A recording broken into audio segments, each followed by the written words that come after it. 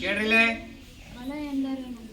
ಯಾವುದಾದರೂ ವಸ್ತುಗಳ ಮೇಲೆ ಪ್ರಯೋಗಿಸುವ ತಳ್ಳುವಿಕೆ ಅಥವಾ ಬಲವನ್ನು ಬಲ ಎನ್ನಲಾಗುತ್ತದೆ. ಬಲವು ವಸ್ತುವಿನ ಚಲನೆ, ದಿಕ್ಕು, ವೇಗ, ಆಕಾರವನ್ನು ಬದಲಾಯಿಸಬಹುದು.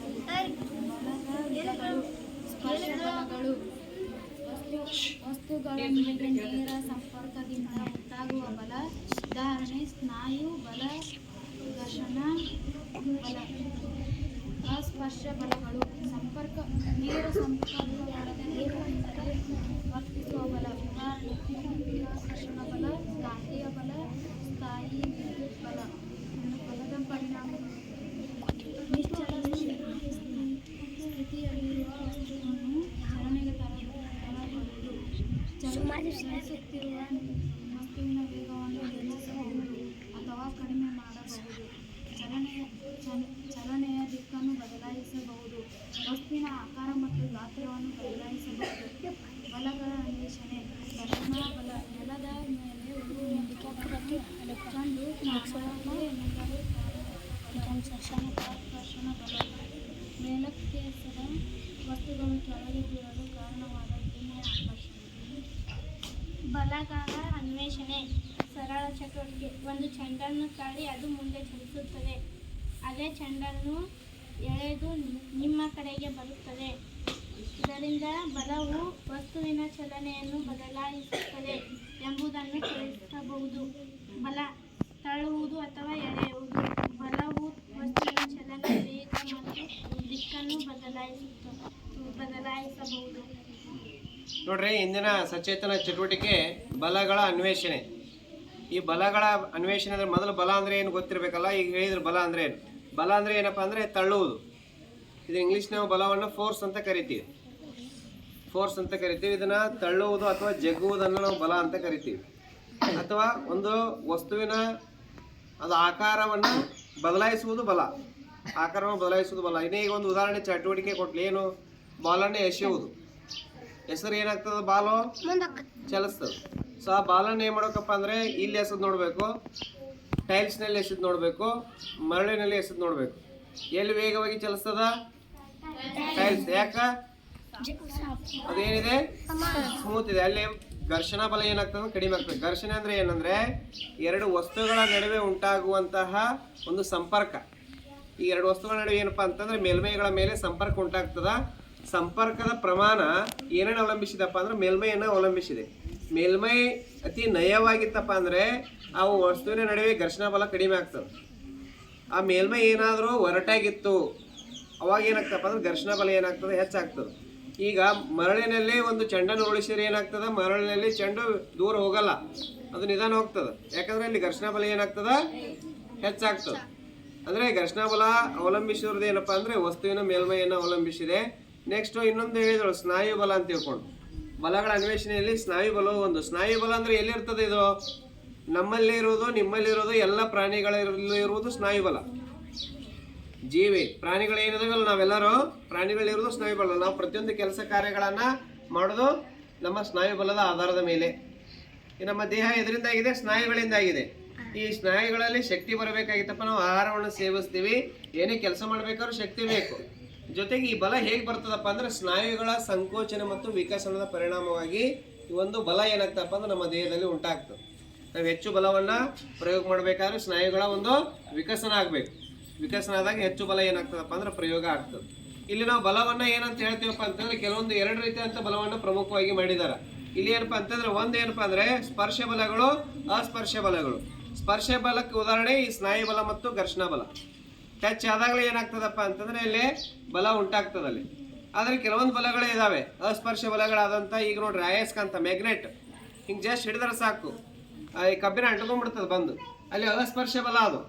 ಜೊತೆಗೆ ಈಗ ಒಂದು ಚೆಂಡಿದೆ, ಈ ಚೆಂಡನ್ನು ನಾವು ಮೇಲೆ ಎಸಿದ್ರೆ ಏನು ಬಂತಿದೋ? ಕೆಳಗೆ ಬರ್ತದಲ್ವಾ? ಬರ್ತದೆ ಇಲ್ವಾ? ಎಲ್ಲಿ ಯಾಕೆ ಬರುತ್ತೆ? ಗುರುತ್ವಾಕರ್ಷಣೆ ಬಲ ಇದೆ. ಯಾರಿಗೆ? ಭೂಮಿಗೆ ಗುರುತ್ವಾಕರ್ಷಣೆ ಬಲ ಇದೆ. ಅದ ಭೂಮಿಯ ಗುರುತ್ವಾಕರ್ಷಣೆ ಬಲ ಎಷ್ಟಪ್ಪ ಅಂದ್ರೆ 9.8 ಮೀಟರ್ ಪರ್ ಸೆಕೆಂಡ್ ಸ್ಕ್ವೇರ್. ಭೂಮಿಯ ಗುರುತ್ವಾಕರ್ಷಣೆ ಬಲ ಇದು 9.8 ಮೀಟರ್ ಪರ್ ಸೆಕೆಂಡ್ ಸ್ಕ್ವೇರ್. ಅಂದ್ರೆ ಇದನ್ನ ಹಿಂಗ್ ಮೇಲೆ ಎಸೆದಾಗ ಒಂದು ಸೆಕೆಂಡಿಗೆ ಎಷ್ಟು ವೇಗವಾಗಿ ಬರ್ತದಪ್ಪ ಅಂದ್ರೆ 9.8 ಮೀಟರ್ ವೇಗದಲ್ಲಿ ಬರ್ತದೆ ಇದು ಒಂದು ಸೆಕೆಂಡಿಗೆ. ಇದ್ರ ವೇಗ ಹೆಂಗೆ ಹೆಚ್ಚಾಗ್ತದಪ್ಪ ಅಂದರೆ 2ನೇ ಸೆಕೆಂಡಿಗೆ ಇದ್ರ ವೇಗ ಏನಾಗ್ತದೆ ಅಂದರೆ ಮೊದಲನೇ ವೇಗಕ್ಕಿಂತ ಡಬಲ್ ಆಗ್ತದೆ. ಅಂದ್ರೆ 9.8 ಅಪ್ಪ ಅಂತಂದರೆ 19.6 ಆಗ್ತದೆ 2ನೇ ಸೆಕೆಂಡಿಗೆ ಇದ್ರ ವೇಗ. ಮತ್ತು 3ನೇ ಸೆಕೆಂಡಿಗೆ ಅದಕ್ಕೆ ಮತ್ತೆ 9.8 ಜಾಯಿಂಟ್ ಆಗ್ತದೆ, ಎಕ್ಸ್ಟ್ರಾ ಬರ್ತದೆ. ಸೊ ಈ ರೀತಿಯಾಗಿ ಏನಾಗ್ತದಪ್ಪ ಅಂದರೆ ಇದರ ವೇಗ ಹೆಚ್ಚಾಗ್ತಾ ಹೋಗ್ತದೆ. ಕಾರಣ ಏನಪ್ಪ ಅಂದರೆ ಭೂಮಿಗೆ ಗುರುತ್ವಾಕರ್ಷಣ ಬಲ ಇದೆ. ಈ ಗುರುತ್ವಾಕರ್ಷಣ ಬಲದಿಂದ ಇದು ಕೆಳ ಬರ್ತದೆ, ಚೆಂಡು ಅಥವಾ ಮೇಲೆ ಕೆಸೆದಂಥ ವಸ್ತುಗಳು ಎಲ್ಲವೂ ಕೆಳಗೆ ಬರ್ತಾ ಇದಾವೆ. ಅದು ಈ ಗುರುತ್ವಾಕರ್ಷಣ ಬಲವನ್ನು ಕಂಡುಹಿಡಿದವ್ರು ಯಾರು? ಗುರುತ್ವಾಕರ್ಷಣ ಬಲವನ್ನು ಕಂಡುಹಿಡಿದವ್ರು ಯಾರು? ಸರ್ ಐಸಾಕ್ ನ್ಯೂಟನ್ ಗುರುತ್ವಾಕರ್ಷಣ ಬಲವನ್ನು ಕಂಡುಹಿಡಿದ್ರು. ನಾವು ಇವತ್ತು ಇಲ್ಲಿ ನಿಂತ್ಕೋಬೇಕಾದ್ರೆ ಕಾರಣವೇ ಗುರುತ್ವಾಕರ್ಷಣ ಬಲ. ಅಕಸ್ಮಾತಾಗಿ ಗುರುತ್ವಾಕರ್ಷಣ ಬಲ ಇರದೇ ಇದ್ರೆ ಹಿಂಗೆ ನಿಂತ್ಕೊಳಕ್ ಆಗ್ತಾ ಇರಲಿಲ್ಲ, ಮತ್ತೆ ರಸ್ತೆ ಮೇಲೆ ಓಡಾಡಕ್ ಆಗ್ತಾ ಇರಲಿಲ್ಲ. ಇದಕ್ಕೆಲ್ಲ ನಿಂತ್ಕೋಬೇಕಾದ್ರೆ ನಾವು ಓಡಾಡಬೇಕಾದ್ರೆ ಕಾರಣ ಏನು? ಗುರುತ್ವಾಕರ್ಷಣ ಬಲ. ಈ ಒಂದು ಗುರುತ್ವಾಕರ್ಷಣ ಬಲ ಗ್ರಹಗಳಲ್ಲಿ ಬೇರೆ ಬೇರೆ ರೀತಿಯಾಗಿದೆ. ಅದೇ ನಾವು ಚಂದ್ರನಿಗೆ ಕಂಪೇರ್ ಮಾಡಿದರೆ ನಮ್ಮ ಭೂಮಿ ಉಪಗ್ರಹ ಚಂದ್ರ, ಅಲ್ಲಿ ಗುರುತ್ವಾಕರ್ಷಣ ಬಲ ಏನಿದೆಪ್ಪ ಅಂದ್ರೆ ಕಡಿಮೆ ಇದೆ. ಭೂಮಿಯ ಗುರುತ್ವಾಕರ್ಷಣೆ ಬಲದ 6ನೇ ಒಂದು ಭಾಗ ಇದೆ. ಈಗ ನಮ್ಮ ತೂಕ ಎಷ್ಟೈತಪ್ಪ? ನನ್ನ ತೂಕ ಎಷ್ಟಿದೆ? ಈಗ 72 ಇದೆ. ಎಷ್ಟಿದೆ? 72 kg ನಾನಿದ್ದೀನಿ. ನಾನು ಏನಾದರೂ ಚಂದ್ರನಲ್ಲಿ ಹೋದರೆ ನನ್ನ ತೂಕ ಎಷ್ಟಾಗ್ತದಪ್ಪ ಅಂತಂದ್ರೆ 12 kg ಆಗ್ತದೆ. ಅಂದರೆ 6ನೇ ಒಂದು ಭಾಗ ನಮ್ಮ ತೂಕ. ಅಂದರೆ ತೂಕ ಅವಲಂಬಿಸಿದೆ, ಅದರ ಮೇಲೆ ಅವಲಂಬಿಸಿದೆಯಪ್ಪ ಅಂತಂದರೆ ಗುರುತ್ವಾಕರ್ಷಣ ಬಲವನ್ನು ಸಹಿತ ಏನಪ್ಪ ಅಂದರೆ ಅವಲಂಬಿಸಿದೆ ನಮ್ಮ ತೂಕ. ಪ್ರತಿಯೊಂದು ವಸ್ತುಗಳ ತೂಕ ಗುರುತ್ವಾಕರ್ಷಣ ಬಲವನ್ನು ಸಹಿತ ಅವಲಂಬಿಸಿ ಏನಪ್ಪ ಅಂತಂದರೆ ಆ ತೂಕ ಇಲ್ಲೇ ತಿಳಿತದೆ ನಮಗೆ. ಸೊ ಹೀಗಾಗಿ ಏನಪ್ಪ ಅಂದರೆ ಪ್ರತಿಯೊಂದು ಕಾಯಗಳಿಗೆ ತನ್ನದೇ ಆದ ಗುರುತ್ವಾಕರ್ಷಣ ಬಲ ಇದೆ. ಸೂರ್ಯನಿಗೂ ಗುರುತ್ವಾಕರ್ಷಣ ಬಲ ಇದೆ. ಸೊ ಒಂದು ಮೊನ್ನೆ ಚಂದ್ರನಲ್ಲಿ ಗುರುತ್ವಾಕರ್ಷಣ ಬಲದಿಂದ ಅಲ್ಲಿರೋ ಏನೋ ಒಂದು ರಾಕೆಟ್ ಬೀಳ್ತದೆ ಅಂತ ಹೇಳಿದ್ರಲ್ವಾ? ಹೇಳಿದ್ದೇ ಇಲ್ವಾ ಇದಲ್ಲ? ಸೊ ಇದು ಗುರುತ್ವಾಕರ್ಷಣ ಬಲದ ಅದರ ಮೇಲೆ ಅದು ಜಗ್ಗಾಕಂತಿತ್ತು ಚಂದ್ರ. ಅದು 3 ಸೂರ್ಯ, ಭೂಮಿ ಮತ್ತು ಚಂದ್ರ ನಡುವೆ ಸಿಕ್ಕೊಂಡಿತ್ತು. ಅದು ಸಿಕ್ಕೊಂಡಂಥ ಸಂದರ್ಭದಲ್ಲಿ ಅತಿ ಹೆಚ್ಚು ಆಕರ್ಷಣೆ ಮಾಡಿದ್ದು ಯಾವ್ದಪ್ಪ ಅಂದರೆ ಚಂದ್ರ. ಯಾಕಂದ್ರೆ ಚಂದ್ರನ ಸಮೀಪ ಇತ್ತು, ಹೀಗಾಗಿ ಅಲ್ಲಿ ಬೀಳ್ತದ, ಅಲ್ಲಿ ದೊಡ್ಡ ಅಂತ ಕುಳಿ ಉಂಟಾಗ್ತದೆ ಅಂತ ಹೇಳಿದ್ರು. ಸೊ ಎಷ್ಟು ದೊಡ್ಡ ಕುಳಿಯಪ್ಪ ಅಂದರೆ ಅದು 80 ರಿಂದ 90 ಫೀಟು ಅಗಲ, 16 ಫೀಟು ಒಳಗೆ, ಅಷ್ಟು ದೊಡ್ಡದಂತ ಕುಳಿ ಬೀಳ್ತದೆ ಅಂತ ಹೇಳಿದ್ರು ಚಂದ್ರನಲ್ಲಿ. ಚಂದ್ರನಲ್ಲಿ ಕಲೆಗಳು ಕಾಣಿಸ್ತಾವಲ್ಲ, ಚಂದ್ರನ ಕಲೆಗಳು, ಅವೆಲ್ಲ ಕುಳಿಗಳೇ. ಕುಳಿ ಅಂದ್ರೆ ತಗ್ಗು.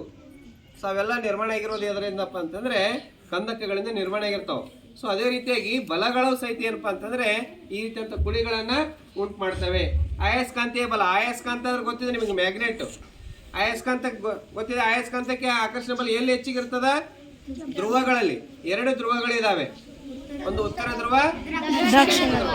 ಭೂಮಿ ಒಂದು ಧ್ರುವದಂತೆ ವರ್ತಿಸ್ತದೆ. ಭೂಮಿ ಏನ್ ಮಾಡ್ತದೆ?